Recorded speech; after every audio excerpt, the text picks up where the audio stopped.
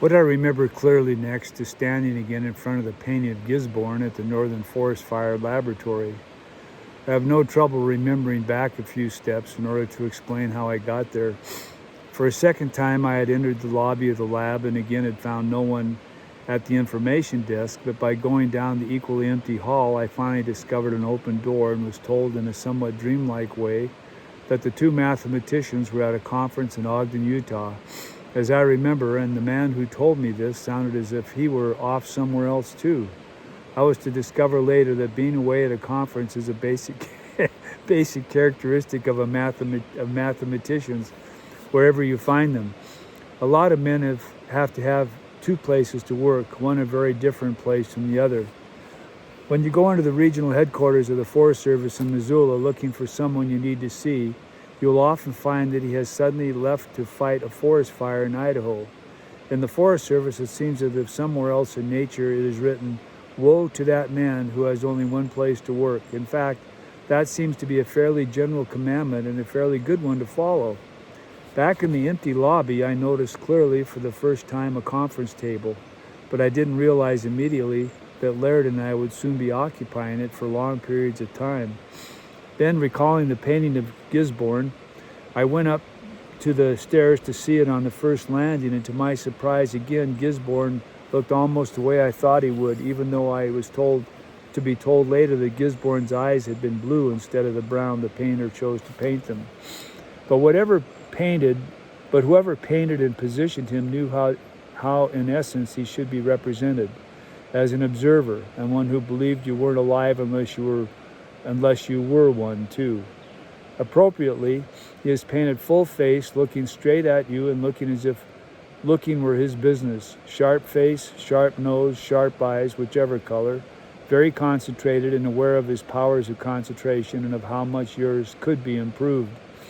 I was glad to spend some of this day with Gisborne and the painting. Gisborne, through his death, kept me connected with Man Gulch and the job I should be doing. He could connect me with the main lines of early scientific knowledge about wildfires, since he was the most important pioneer in developing the science of fire behavior. Some of these early lines of knowledge should connect ahead with knowledge about fire spread that in part resulted from the Man Gulch fire, and some of this expanding knowledge should help to lead me to the mathematician who I hope would return me to Man Gulch with a modern and exact account of the smoke jumper's great tragedy. It would be enclosing the Man Gulch fire in a circle of explanation. I stood on the stair landing until I realized that the silence of the fire lab was being disturbed by footsteps coming from the second floor.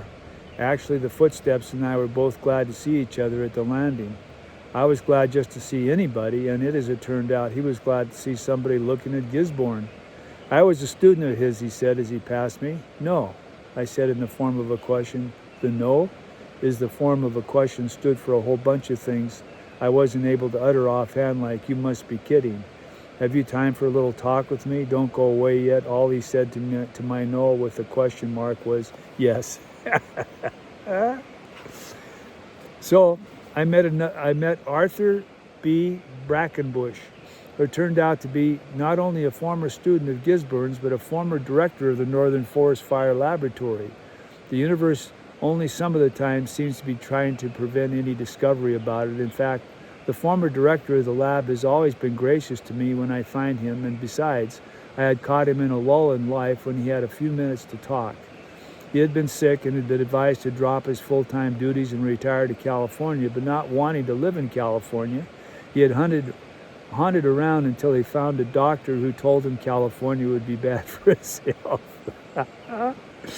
In Montana, there are two kinds of doctors: those who tell you you should move to California for your health, and those who tell you that you will die if you do. So Brackenbush didn't have to hunt long to get the advice he wanted. He said he would be glad to talk to me the next morning, and when I warned him that after talking to someone about a story, I would need another session with him to say back to him what I thought we both had said, he replied that would be okay. He was sure I wouldn't conflict with any medical advice he had received. What follows then, I said back to the former director of the Northern Forest Fire Laboratory before I wrote it and after I wrote it and he read it. I am grateful. It was natural enough that Brackenbush and I almost immediately started talking about Gisborne. He was what we had in common. To my admiration for the way Gisborne had died, I soon added a good deal of knowledge of his life. I even knew some things about Gisborne that Brackenbush didn't know, things coming chiefly from Jansen's private insurance report on Gisborne's death, which included his last 37 rest stops. Gisborne was such a striking personality that we couldn't help being carried off into the colorful corners of his life. But Brackenbush understood, really, without my telling him, that Gisborne and the science he had developed belong in this story primarily because of the light they might shed on the Man Gulch fire. Although Gisborne became a model of the scientific observer and a speculator at work in the woods, there was nearly always some very practical end to his scientific speculations. Ultimately, most of his project aimed to save from fire as many board feet of lumber as possible. More specifically, most of his projects, directly or indirectly, were designed to predict the behavior of forest fires even before they got started, and certainly afterwards. Even more specifically, most of these were studies to predict the rate of fire spread and its intensity measured in BTUs. Wow. Insofar as a date can be assigned to a beginning of a science, 1922 is generally taken as the beginning of the modern scientific study of fire behavior. For it was then that Harry Gisborne was appointed forest examiner at an annual salary of $1,920 and assigned to the Priest River Experiment Station in northern Idaho as its director. The reasons leading to the Forest Service's establishment of this great experiment station clearly point out the aims and directions of early Forest Service research, directions which would never have led Gisborne to his death in Man Gulch. The station was located on a piece of land near Priest River because all the major trees of the Northwest grew on it, and in roughly the same proportions as on representative Northwest logging land, and because in addition it included burned over areas upon which experimental trees could be planted. In other words, because it would make a fine tree nursery, and because up to this time the major, almost sole field of government forestry research had been silviculture. In fact, research in the early Forest Service was located in what was called the Department of Silvics. That was the name of the game then, and perhaps oddly the fire year of all fire years, 1910, did less to promote the awaiting science of fire behavior than to intensify the traditional search for better varieties of trees to reforest a burned over area large enough to make it eligible for statehood. But when Gisborne came to Priest River, he was far more interested in climbing the weather tree than in planting seedlings in the nursery, an interest in signifying a coming change in the direction of Forest Service research toward what was to be called the science of fire behavior. The weather tree was a 150-foot larch, limbed near the top with platforms on the way up, which could be reached by steel hand spikes. As one of his scientific friends said, Giz just loved to shinny up that tree, and only doctor's orders finally stopped him. Not even hand spikes pulling out as the tree started to rot. On the way to the top, Gisborne was interested in the behavior of the wind at different elevations and in different densities of branches. At the top were a recording anemometer, a wind vane, and a sunshine duration transmitter, all wired to an old battery in the office, there being no electricity as yet at the station. With this primitive equipment, Gisborne was pursuing one of his major scientific aims, predicting the behavior of a forest fire. This pursuit resulted in what has become one of the most practically useful contributions to the study of fire control, the National Fire Danger Rating System, first put into operation in 1934. To keep this system in mind will help to lead us from Gisborne and the early science of fire behavior to the modern mathematicians and their fuel models, and then back again to Man Gulch. A simplified expression of the results of this very complicated system can often be seen when one enters a national forest. There on the roadside will be a big Forest Service sign giving the motorist the latest score on fire danger. The one on my roadside reads fire danger rating on the top line and today on the bottom. In between goes a removable sign that a Forest Service guard is supposed to change according to fire conditions ranging from extreme, high, moderate, low, and so on, presumably to none. But near my cabin, for some reason or another, the fire danger never gets lower than moderate, and in August gets stuck on high for days at a time. Presumably because the Forest Service guard who's supposed to change it once in a while gets stuck on an emergency fire crew, and I have never seen it on low. Another ultimately simplified expression of this complicated system was used earlier in this story when it was said that on the day of the Man Gulch fire blew, the fire danger rating in Helena was 74 out of a possible 100. That is danger, and lots of it. As we shall discover when we find our mathematicians, the fire danger rating system continues to attract the attention of some of the finest scientists engaged in the study of fire. The practical uses to which it can be applied are constantly extended, and the accuracy and significance of its results constantly improved, since the results depend upon the close observation of complicated fire factors: temperature, fuel, humidity, grade of slope, and wind velocity, followed by the quantification of them by computers. When we talk about quantifying fire factors with a computer, we are getting closer to the mathematicians we haven't caught up with yet. You can get some notion of the amount of scientific work needed to make the whole system function by trying to imagine the amount of study and equipment it took to make possible just the statement that, quote, a fire burning on level ground 1 to 5% will spread twice as fast when it reaches a 30% slope.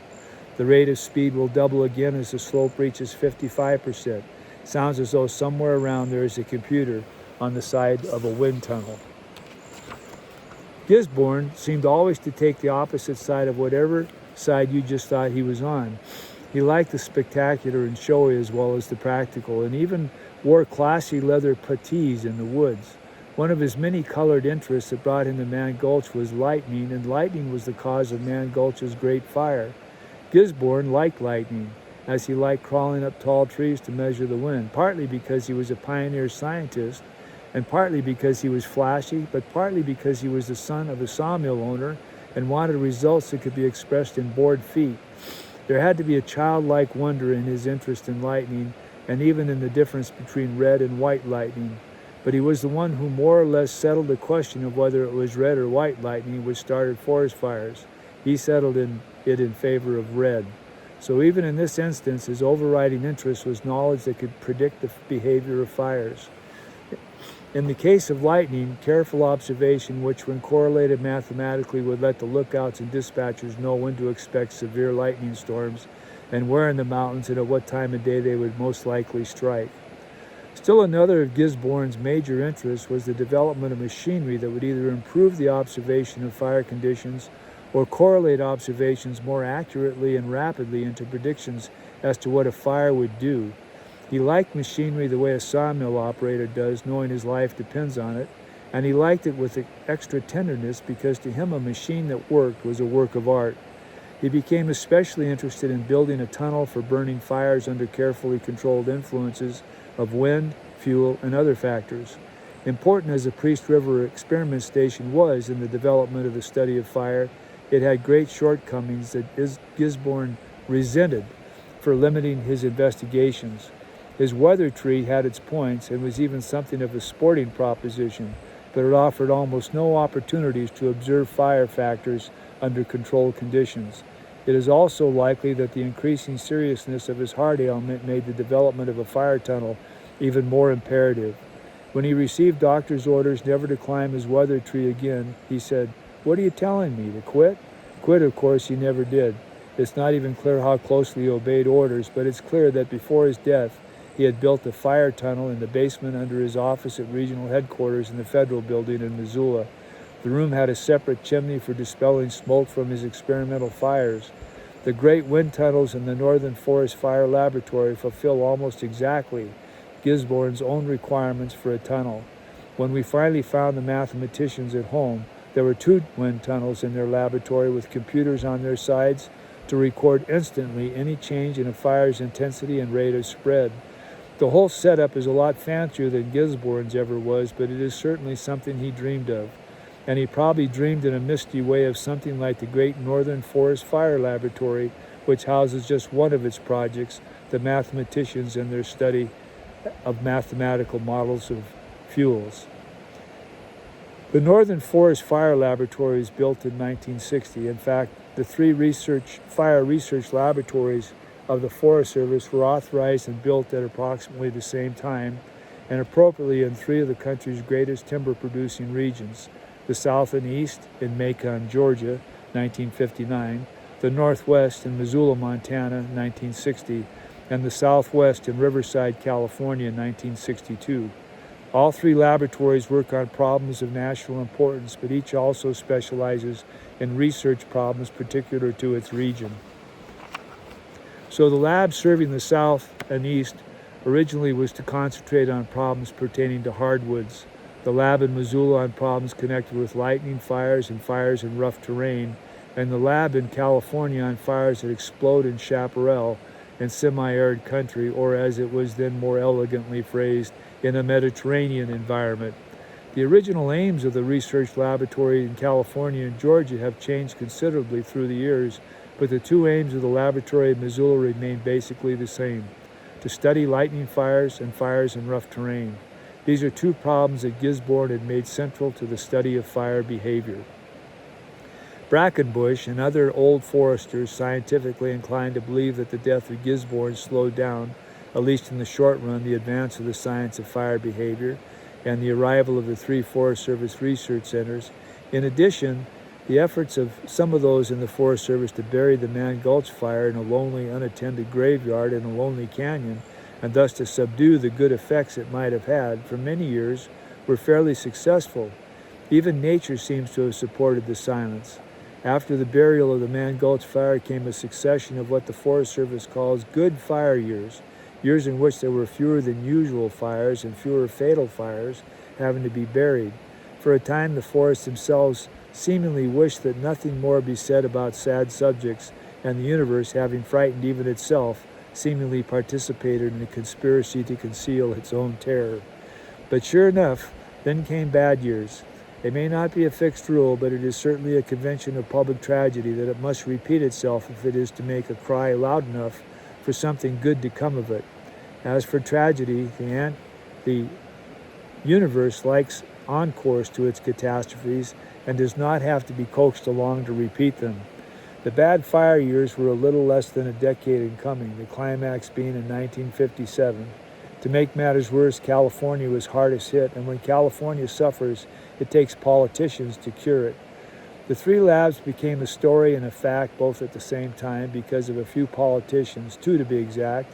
In this respect, at least politicians are like smoke jumpers. No fewer than 2 drops on a fire, and many bills are co-sponsored, so it also seems a drama. 2 big characters are the basic minimum number. In fact, I once saw a play in which from the beginning to end only 2 characters appeared on stage. Of course, they used the telephone, a lot of talk to other characters off stage, but so do politicians. In 1957, Richard B. Russell was senior senator from Georgia, which he had represented since 1933. Having been a member of the Senate for nearly a quarter of a century, he is one of the most influential members and a member of one of the most influential committees, the Appropriations Committee, which starts money off in the direction it is going to be spent. In fundamental ways, government is as simple as determining where money is to be spent, and Georgia is a logging state with a lot of trees that can catch fire. In 1957, Mike Mansfield had been a member of the Senate for 5 years after having served as a member of the House of Representatives from the 78th through the 82nd Congress. Mansfield went on to become Majority Leader of the Senate, a position which he made into one of the most influential in the operation of our government, and which he retained until his retirement from the Senate. After his retirement, he was appointed ambassador to Japan by President Carter, a post he was later asked to retain by an administration bloodthirsty with born-again Republicans. Few politicians in modern times have been more respected than the senator from Montana for their knowledge of our national government and for quiet, judicious exercise of power in influencing its direction. In our state of Montana, we would vote for him for anything in ascending order, from dog catcher to President of the United States to Queen of the Helena Rodeo. At this point in the story, we need to take only a few steps backward in time to see the Man Gulch connection appearing. Prior to his election to Congress, Mansfield had been a professor of history at the University of Montana, which starts to connect in both ways to Japan and to Man Gulch. At the University of Montana, the future ambassador to Japan taught Far Eastern history. The connection with Man Gulch starts appearing distinctly when we recall that the University of Montana is in Missoula, and thus the hometown of Senator Mansfield was the headquarters of Region 1 of the United States Forest Service and the base of the smoke jumpers who were dropped into Man Gulch. The direct connection between Senator Mansfield and Man Gulch must have been constantaneous with the fire. Why not? Surely the former boy who worked in the mines of Butte was at least as shaken as the rest of us by what happened to the boys working in Man Gulch. They were two dangerous places for boys to work. As to the Man Gulch connection, the act had been almost as swift as the thought. The last victim to reach Helena before dying was dead by noon of August 6, 1949, and by October 14th, little more than 2 months later, Mike Mansfield had rushed through Congress's amendment to the Federal Employees Compensation Act, doubling the amount allowed to non-dependent parents of children injured or killed while working for the federal government from a pitiful $200 to $400. A rider attached to this amendment made it retroactive to include Man Gulch dead. The part of this story that takes us from Man Gulch to the 3 forest fire research laboratories ends this way. 1. The first of the 3 laboratories was built in Macon, Georgia, the senior senator's hometown. 2. The second laboratory was built the next year in Senator Mansfield's hometown. It was only 20 yards from the base of the smoke jumpers who flew to Man Gulch. 3. The third was built in Riverside, California, the state that has suffered most in the last bad fire year. So the forest fire research laboratories are where the forests and the politicians were, and it would be hard to kick at that. My meetings with Brackenbush took some steam out of my desire to find the mathematicians immediately. As I talked to him, I began to get some idea of how much more I would have to know in order to explain the Man Gulch fire in light of the latest advances in fire science. When Laird and I were in the woods, I suppose we thought of ourselves as educated men, if there was ever an occasion to think on such a matter, but I at least knew that my education, starting with what I got from my father, had never included much math. So I began thinking that before meeting the mathematicians, I had better retire to my cabin at City Lake and do some homework. I had no trouble gathering a small pile of articles written by the 2 mathematicians or about them. Often it's a lot easier to find out about important persons than to find them. Especially it is not hard to find out where a man came from if his last job was on a project to determine whether an atomic-powered airplane would work. Such an experiment had been conducted near Idaho Falls, Idaho, on what significantly turned out to be the Lost River. When this experiment got lost, or whatever an atomic experiment does when the government doesn't want it around anymore, some high-powered young scientists were turned loose, and Jack Barrows, who had been one of Gisborne's favorite students and now the first director of the Northern Forest Fire Laboratory, moved fast and brought up 5 of them, one of whom was Richard Rothermel, who even as a student at the University of Washington had worked in aeronautical engineering. It took some 7 years, however, for Rothermel to make the switch from making models of atomic-powered airplanes to making models of forest fires. It took the young scientists another 6 or 7 years of testing and correcting their new equipment, especially the wind tunnels, before they could be confident of the results of their experiments. One of the constant and crucial questions was whether the equipment really conducted controlled experiments, whether when it reported changed results, the changes were solely the result of the one fire factor the scientists were studying, or also of other factors they had not succeeded in eliminating. Almost as difficult was the problem of getting fire to burn under controlled conditions with enough consistency and continuity to allow the results to be measured accurately. So it was 1968 before Rothermel and his group were sure enough of what they were doing to move into the field of prediction and to assume responsibility for what Barrows had long wanted, an overhaul from top to bottom of the fire danger rating system. Even then there were problems, including of course the problem of gaining the acceptance of the old-timers to whom forest fires are the ultimate reality and wind tunnels and computers are gadgets. Since old-time woodsmen change even slower than equipment, it took at least another 7 years and well into the 1970s before mathematical models of forest fires and their predictions became sought after by agencies and businesses that live off the woods. Administratively, Rothermel is now leader of the Fire Behavior Project at the Intermountain Fire Science Laboratory, as the Northern Forest Fire Laboratory has been renamed. Scientifically, his story is close to synonymous with the introduction and development of mathematical models of fires in the Forest Service. In 1981 in Washington, D.C., he received one of the highest honors granted by the Department of Agriculture, the Superior Service Honor Award. He was cited for outstanding creativity in developing fire behavior prediction technology and training programs, enhancing the implementation of the Forest Service's revised fire policy. The revised fire policy that the developing fire behavior technology had made possible was a change from the policy of putting out all wildfires as soon as possible, the goal expressed in the slogan 10 o'clock fires, to the increasingly prevailing theory called fire management, of letting a selected number of fires burn themselves out.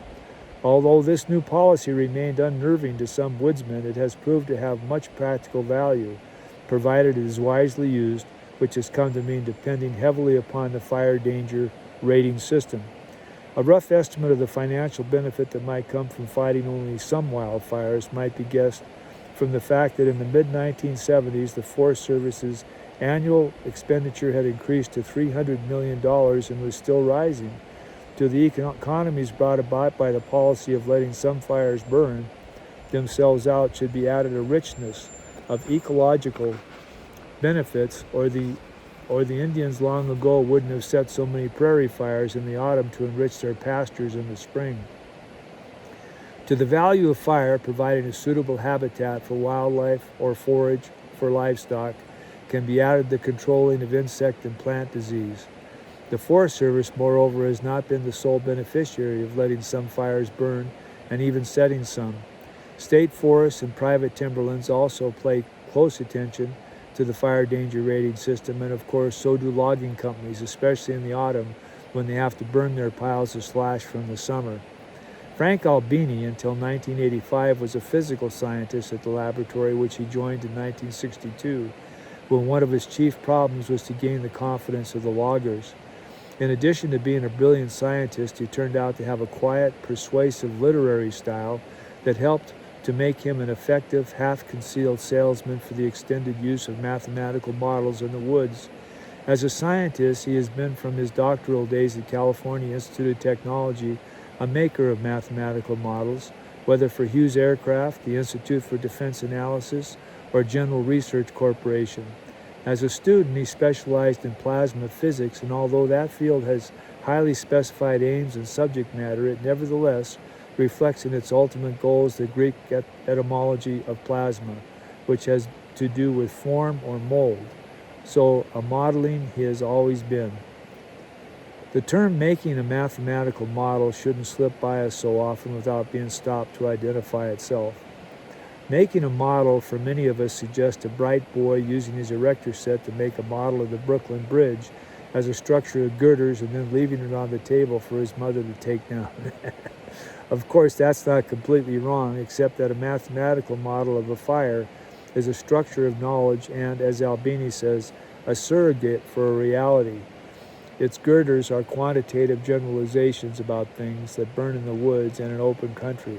Therefore, quantitative generalizations about different kinds of fuel and the influences on them of such powerful environmental factors as wind, slope, temperature, and humidity. These girders of scientific knowledge are quantitative products of controlled observation of fire experiments and actual wildfires. The challenge is to pick the right analytical generalization about things that will burn or contribute to their burning and fit them together in such a way that they will describe a fire that is predictable in its intensity, rate of spread, flame length, and other characteristics. Quantitative models of wildfire then have their practical as well as their aesthetic aspects. Making mathematical models of wildfire becomes a double pleasure, and Rothermel and Albini, who derived great pleasure from building these models, were placed in charge of refining the fire danger rating system. One job is part of the other, and it is a good guess that the practical and the aesthetic pleasures are not separate from each other. Albini helps us in modeling a picture of modeling by pointing out that the origin of this kind of approach to decision making and design is the preliminary design technique used in aircraft manufacture. It is no accident that aeronautical engineers are often found in model building jobs. He then adds, my undergraduate training was in aeronautical engineering, and as we remember, Rothermos was too. Albini was once telling me about one of his projects which had primarily to do with predicting the speed of missiles. Both those missiles made by others which he had only seen, and those he was recommending be built. His comment at the end was that it's a lot easier to predict the speed of a missile than that of a wildfire. Generally, he said, it's easier to predict the behavior of objects made by man than natural objects. Having lived long enough to absorb a considerable number of lumps and bumps and whatever hovers around outside under the name of nature, I said to him, that shouldn't have surprised you. No, he said, it didn't. Long ago, a science teacher told me, the universe, she's a bitch. Several times since I have thought about this sentence. It's probably right. When we first sat down at the long conference table in the lobby, I was puzzled about what I must have done long ago that had led me in retirement to a confrontation with two mathematicians and two wind tunnels. Some of the explanation had to be personal. As a boy, I had to confront dangers of the forest that ever since have left me dreaming I am on a fire line and the fire is about to jump the line and will if I wake up, so I try not to. My wife's ashes scattered on the mountains she named after herself undoubtedly direct me back to the scene of the great tragic forest fire falling in her line of vision, if she can still see me. It is probably less important that when I first saw the Man Gulch fire, it was still burning through rocks like snakes on fire. In my dream from which I cannot quite awake, I still sometimes see a deer with all its hair burned off, except what rims its eyeballs. There is no use trying to eliminate all that is personal in order to be scientific. The long conference table at which the four of us sat was big enough to take in everything and long enough to seat 18 or 20. Perhaps the empty spaces had been reserved for the dead smoke jumpers in Gisborne. They belonged there but were never there. But they were never far away. Although I have had few school courses in science, I have always tried to be accurate with facts. In my family, we were expected to be, and in addition, I found that being accurate with facts was a kind of game, and I liked to play it. Later, when I came to know some great scientists, I found that to them science was a kind of game on a grand scale. The game Laird and I hoped to play with the mathematicians was to match our analysis of the fatal race between men and fire with their mathematical study of the same race. If nothing else, the results might tell us whether the smoke jumpers had much of a chance against this fire. Critics have always talked loosely about this or that tragedy being inevitable, but I seldom thought any of them were, and I also thought it would make a lot of difference to everyone involved if this tragedy was. Mathematicians are very clear writers, as one should expect. Their only prose weakness, also to be expected, is that they write for each other. So it turned out to be helpful to have figured out ahead of time what some of their main plays were going to be, because then it was not necessary to know at least immediately the meaning of all the words. As theoreticians, they start by finding it odd that although men had been fighting fire long before they knew how to light one, that's good, they haven't formed a theory of why it spreads. I thought this odd myself and oddly applicable to me, so I made an effort to learn about some of the first mathematicians to take up this problem. Evidently, W.R. Fons in 1946 based his work on a theory that a spreading fire is in fact a series of ignitions. It was the earliest to make a mathematical model of a fire. All the other mathematical modelers of fire whom I had read also started by looking for a definition of fire spread never before given, and they ended up with a definition which, when reduced to its main simplistic terms, says that a spreading fire is a series of little fires. Just so we wouldn't glide by the center of this analysis with a few simplistics of mine, I asked Albini if he would write down an explanation of the process of fire spread for me and anyone who ever reads about the Man Gulch fire. As the fuel burns at the point just ignited, It releases the energy that the plant has gathered from the sun and stored up as plant tissue. The tissue decomposes as it is heated by the fire, called pyrolyzing, releasing combustible gases that burn as free flame. This in turn heats the remaining solid matter to drive off more combustible gas. Much of the heat is carried away as hot gas up into the smoky, buoyant plume above the fire. But much too escapes as radiant energy from the bright flame, returning to the form in which it was released from the sun and captured by the living plant. In the form of radiation, the energy flees with the speed of light and travels in straight rays until absorbed by matter. When it is absorbed, this energy raises the temperature of the matter which has captured it. Finally, dry plant components very near the flame are thus heated very quickly to the temperature at which they must decompose, giving off combustible gases that are in turn ignited by the nearby flame. In this way, fresh fuel is added to the fire to replace that just consumed in the flame, so the fire spreads. Thereafter, when Dodge spoke of a solid wall of flame behind him, 250 to 300 feet deep, he was speaking figuratively as a poet, as most of us do. What was behind him were hundreds of thousands of little fires multiplying so fast that only a computer could keep up with them. I had to walk around this explanation of the process of the spread of wildfires several times before going on, because everything ahead comes from it.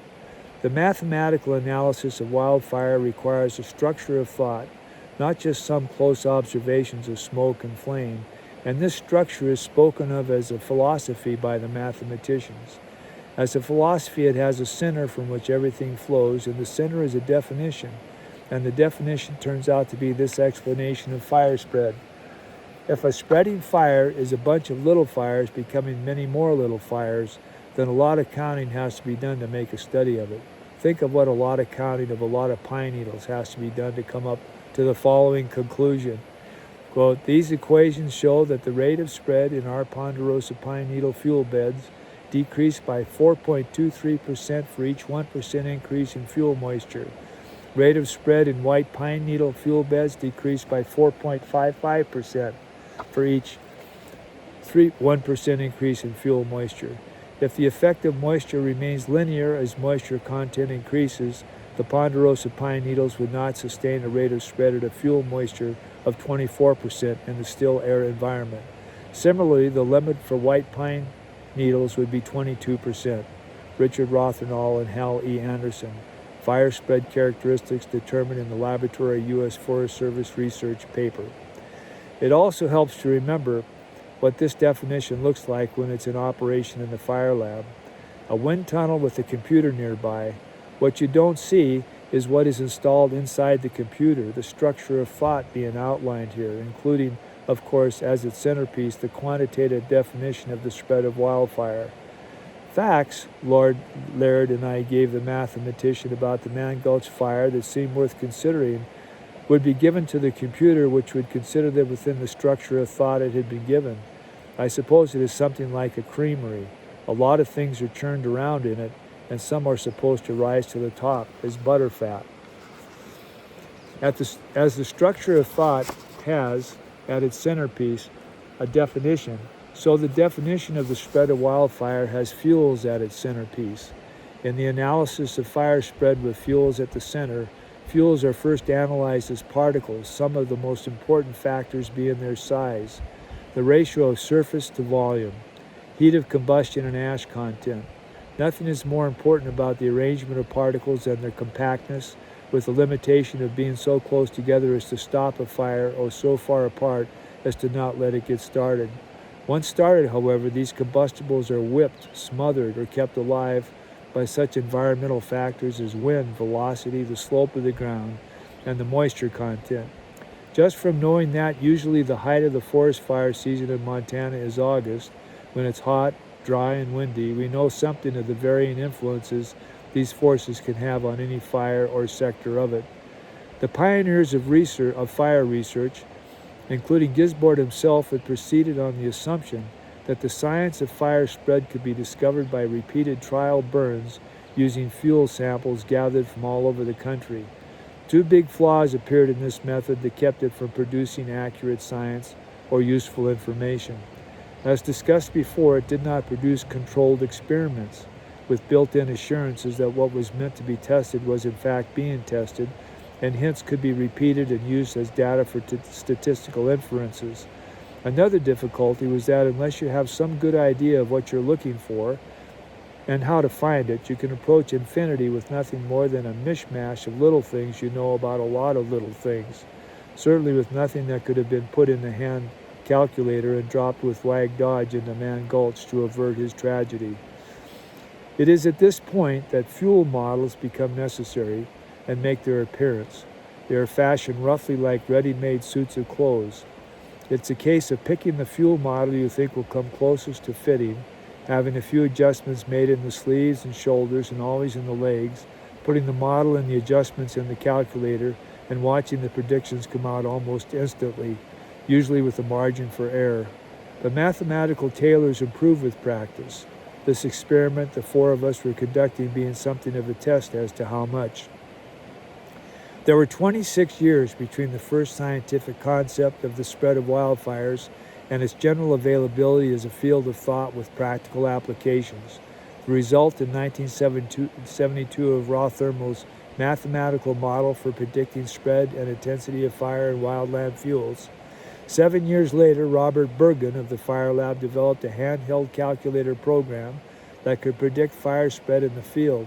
When thought has moved from general concept and definition to practical application in the field, thought has taken shape and become a field of thought. At the time of our talks around the conference table in the lobby, 13 models of different forest fuels were ready for use in the field. 3 for grasses, 4 for shrub, 3 for timber, and 3 for slash. As for environmental factors influencing burning fuels, coefficients have been developed to measure their effects on fire behavior. A coefficient shows a relationship between two factors. Here, for example, is one that raw thermal had already established, and that will certainly be transferred back to Man Gulch for scientific as well as simple human understanding of his tragedy. The percentage increase in the spread rate, one factor of a fire, varies in proportion to the square of the percent slope, an environmental factor influencing the fire. This is a tragic statement.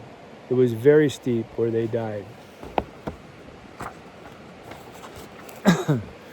Near here, a change started occurring in our procedure around the conference table. Near here, a change started occurring in our procedure around the long conference table. The grammatical structure of our sentences changed places across the table.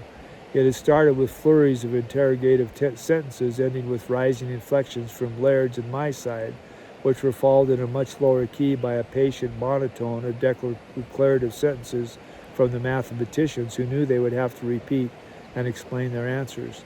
The first movement of this grammatical structure was expressive of Laird's and my attempts to get into our heads, however fleetingly, what had been solidly installed in the computer, a philosophy of wildfire. But as the grammatical structure veered around, Rothermal and Albini were asking the question, still patiently, and Laird and I were giving the answers, still flutteringly, with a hurried exchange of nondescript prose, before one of us uttered the agreed-upon answer. Much of this would be put back in the computer to be combed over by what the computer knew about fire spread. I believe the trade name for it is input, a name I suppose one has to accept for an after effect of fire. But it also has to be taken as a sign that we were nearing the final step back to Man Gulch, getting its exact facts in order to pick the right fuel models and sets of environmental factors and then make the adjustments needed for a close fit. Many times, just the practical problems of gathering accurate data on local fire conditions can be as difficult and as complex as the mathematics that follow. In this quest to seek for scientific as well as human causes of a tragedy, the speed of the wind was very important.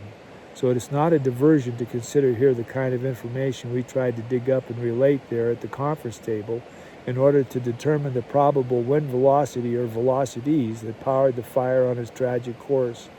The data we needed came from 3 different sources: official weather reports, testimony of those present at the fire or closely connected with it, and our general knowledge about the behavior of winds on large fires, especially on fires that are blow-ups.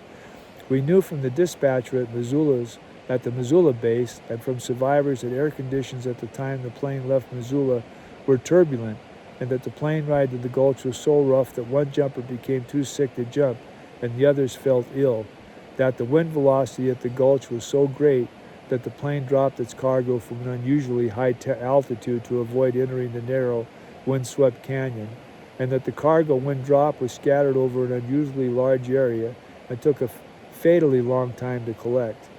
We knew the official wind velocity at Helena at the approximate time of the tragedy, at 6 o'clock in the evening. It was 19 miles per hour. Wow. But Helena is more than 25 miles away, on the side of a wide valley, whereas Man Gulch is a narrow notch that connects with a twisted canyon of cliffs of the Missouri, where winds are compressed and are often substantially higher. From our common experience with forest fires, we knew long before Man Gulch that big fires add to their own wind velocity by whirling motion set up when cooler air rushes into the lower part of the fire to replace the hotter, lighter air that's risen and escaped.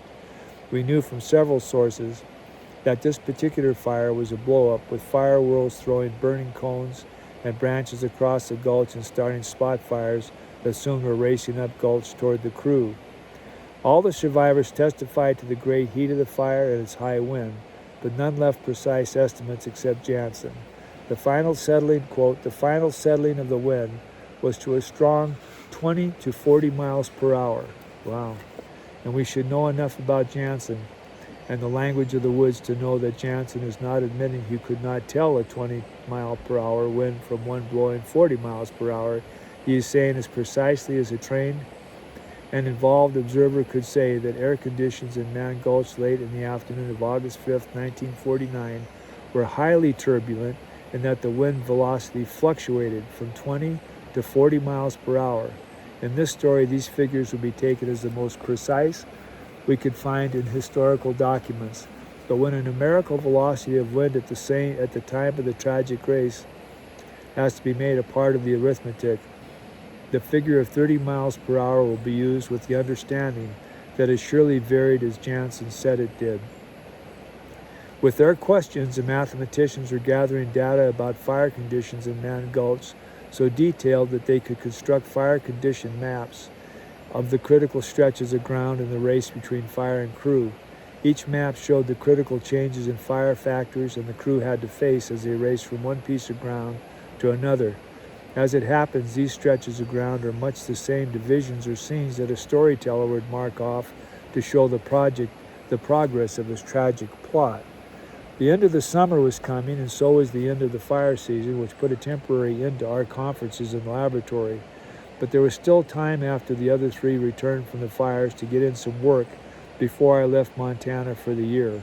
Although we were separated, the work went on and was completed in first form that winter. Laird was in Missoula and continued the conferences, and I could supply my part of the answers by letter or telephone. I couldn't pretend to keep up with Laird when we were in the field, so we had tended to specialize. He swarmed over Man Gulch until he could remember where even the individual trees lay rotting. I tried to compensate by carrying a pack sack of historical records and by remembering most of the rest of them. I don't think we made many mistakes, although it is hard for me, even in old age, maybe especially in old age, to admit how much of the truth can escape.